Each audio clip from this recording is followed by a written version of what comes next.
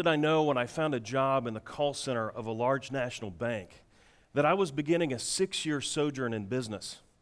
I was a PhD student, studying Hebrew and Akkadian and ancient Near Eastern history. I was, by God's gifting, a teacher, but by God's providence, a banker. Now, at first, I was grateful that God had provided a job that worked well with my school schedule.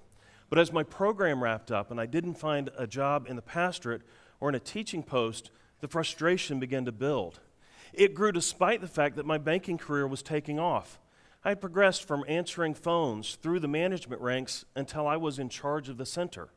But I was a teacher without a teaching job. I wasn't who I was supposed to be. The years since my time in banking have been the occasion for reflection and repentance and retraining of my thinking about vocation and identity. Why had I been so frustrated when an unplanned career was successful? And why was my sense of identity so tied to the source of my income? As I pondered these questions and more, I came to conclude that for me, my occupational angst was rooted in a misunderstanding of my identity. If we want to explore identity, there's no better place to begin than with creation. So in the next few minutes together, we'll consider 3 connections between our creation and our economic activities.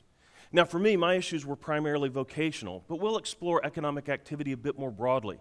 Our economic activity includes our vocation, but also our cultivation and use of resources and our engagement in our communities. The first connection is that our economic activities flow directly out of our identity. If we're going to understand this relationship between identity and economic activity, then we have to understand the grammar of Genesis 1:26. Let them have dominion is best understood as a purpose clause. So we might translate that section as let us create man in our image so that they may have dominion. The syntactical detail indicates that our rule, our representational reign, is an intended outcome of God's decision to create humanity in His image. Created in His image, that is, connected to Him and reflective of Him, we are supposed to rule the world on behalf of and as a reflection of our Creator. Just like the syntactical detail, the language of being created in the image of God also supports the necessary connection between identity and economic activity. As one's made in the image and likeness of God, we are like God as a son is like his father, and we represent Him as a crown prince might represent the king as he administers the kingdom. As we go forward, we can see clearly the illustration of this worked out in Adam's life in the garden. Adam speaks creatively like God as he assigns names to the animals. And as he tends the garden by naming the animals, he's exercising his dominion. But he also reflects God by observing the divine boundaries, determining that none of the animals are appropriate for him. And then when he sees Eve, he receives her as God's gracious provision for him. Adam functions within the context of his identity as one created in the image of God. Like Adam, Sarah, a young woman that I worked with at the bank, understood the inherent connection between identity and economic activity. She came to me one day clearly distraught and asked if we could talk. Sarah confided that she had not filed taxes in nearly a decade, and she lived each day in fear that her banking career would end with a tax conviction and that she would lose her home. But more than that, she lived in fear that her son would find out, and that thought drove her to reach out for help. So what happened to Sarah? She reached out to an accountant and contacted the IRS. And with the accountant's help, she filed her taxes, paid her penalties, and found out that she actually would have been due a refund for all of those years. Most importantly, though, Sarah sat down with her son and told him what she had done because she wanted him to know who she was and who she wanted him to be. So what's the nature of the relationship between your economic activity and your identity? Do your economic activities flow out of who you are as an individual created in the image of God? God has made us to flourish, but we'll only truly flourish if our economic activities flow out of our creation in God's image. The second connection is that our economic activity is worship. Worship, as Dan Block has recently written, involves reverential acts of submission and homage before the divine sovereign in response to his gracious revelation of himself in accord with his will. Now, intentional word choices in the text indicate that we should understand Adam's work as worship. Adam is placed, literally caused to rest in the garden by God, and he's put there to work and to keep it. This use of rest points forward literally to Noah and the deliverance from the flood, and to the rest that Israel would find in the land. The terms work and keep are used literally in the garden, but later they'll be used to describe temple service and Israel's relationship to God's revelation. Adam's work was his intentional response to God's gracious provision for him, and it was a pointer to later work and worship. But not all work and not all worship is flourishing. False worship is consistently described in work terms in the Old Testament. Follow this tragic train of Old Testament thought. We are the work of God's hands, his economic activity, as it were. Our work is referred to as the work of our hands, but idols are also the work of our hands. When work ceases to be done within the framework of our identity, as one's created in the image of God, then we shift our worship from the source of life to the work of our hands. This is dangerous territory, for as Psalm 115 clearly teaches, we become what we worship. Worshiping the Creator, the source of life, yields life. Worshiping the creation of creatures disconnected from the source of life yields death. David worked harder than anyone in his office. He was not only eager, he was good. Consistently outshining his fellow salesmen, David quickly climbed the corporate ladder and soon found himself a vice president. The requisite trappings of his position followed quickly. A beautiful wife who was a skilled hostess, a home in an upscale community, and memberships at the right clubs. The predictable problems, however, were not far behind. His beautiful wife was not beautiful enough, and his suggestions of surgery that might make her perfect haunted his imagination and their relationship. Though his home was nice, a trip to his manager's house after the most recent remodeling activities gave him a glimpse of what it would take to salvage his place. David never failed at work, but David never succeeded at being content, at enjoying his life or loving his wife. Though his career stayed on the right path, the homes and cars and wives never quite seemed to satisfy. He would remark frequently to his friends that he felt like he was dying. Most of them couldn't understand. He was, after all, so successful. Now, I know that most of you are not where David was, that you understand the foolishness of chasing after things. But there are subtle ways that it's possible for us, even in ministry, to succeed in our vocations, to succeed with our resources, and to succeed in our communities and still be dying inside. It's relatively easy for the next powerful sermon, the well-regarded book, the invited lecture, or the search committee call to shift from being God's gracious provision to our self-made source of satisfaction.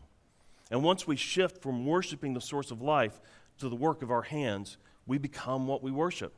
This is, in essence, the story of Cain and Abel. Both were successful, but one was dying inside.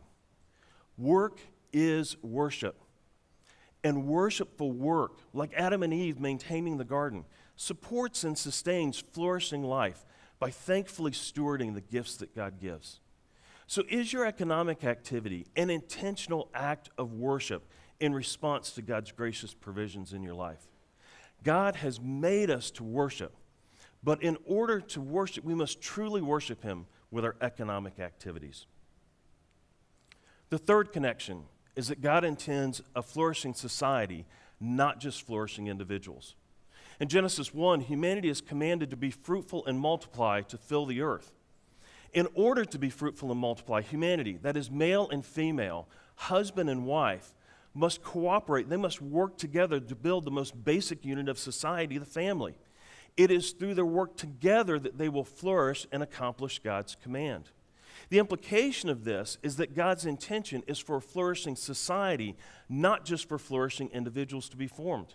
And this would include all the things that it would take to support an ever-growing humanity. The economic systems, the societal structures, all that would be needed for humanity to grow. An economically flourishing humanity is the natural result of people created in the image of God. And I know that some of you are probably thinking at this point, wait a minute, that's only before the fall. That's only in the garden. But what about after the fall? After the fall, our identity is still in place, as is the command to be fruitful and multiply. See Genesis 9 for proof. Humanity is still made in the image of God, but our connection to him is broken, and our reflection of him is frustrated by sin. After the fall, we're introduced to a myriad of new vocations, to shepherds and farmers and musicians and metal workers. After the fall, we see cities and civilizations built. After the fall, God still intends for humanity to flourish, but now they'll need to be led to flourishing. It will no longer come naturally to them. God focuses his redemptive work in Abraham's family, Israel. And through Israel, he continues to demonstrate his intention for all humanity to flourish. As John Goldingay writes, God intends that Israel should enjoy blessing. Now, we might say flourishing where Goldingay says blessing. God intends that Israel should enjoy blessing, increase, and possession of the land, and intends to have the whole world seek the blessing, flourishing, it sees in Israel.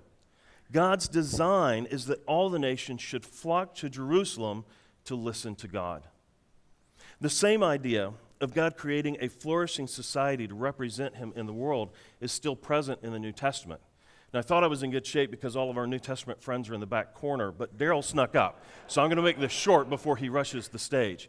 In the New Testament, if we pay attention to Paul and Jesus, we're ambassadors, citizens of heaven living in communities on earth, earnestly representing God and his flourishing society, the kingdom.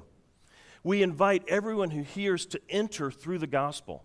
And this gospel creates not just flourishing individuals, but a new flourishing society, the kingdom, where there is life and there is peace and where all these things are added.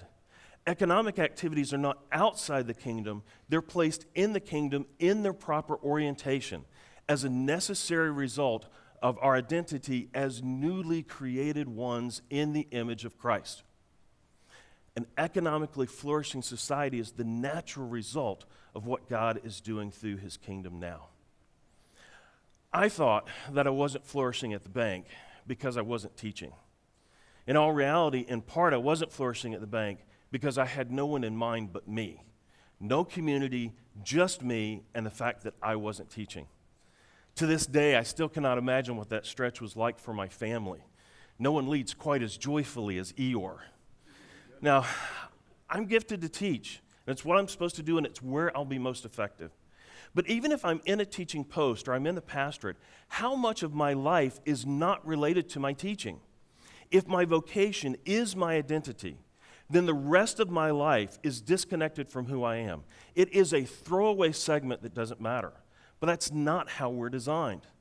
God created us in his image, so every facet of who we are is part of our connection to him. And every facet of who we are is designed to reflect him to the communities around us. Through our work and through our use of resources and through our engagement in our communities, we are designed to demonstrate God to the world so that the communities around us might flourish. The ironic ending to my banking story is that for those 6 years, God was equipping me with finance, leadership, and technical skills that would lead over a decade later to my current position as the executive director of ETS. He was also using me then to help colleagues like Sarah flourish. But I grumbled and groused my way through God's gracious provision. And I wonder what might life have been like had I focused more on my relationship with God, being rightly connected to him and rightly reflective of him instead of just my function. I could have been managing a flowering garden instead of trudging through a weary wasteland. So what about you? Is your economic activity a reflection of your identity as one created in the image of God? Is your economic activity an intentional choice to worship God with all that he's provided for you? And are you working to create a flourishing community around you? What would it look like if you did? God made us to flourish. Thank you.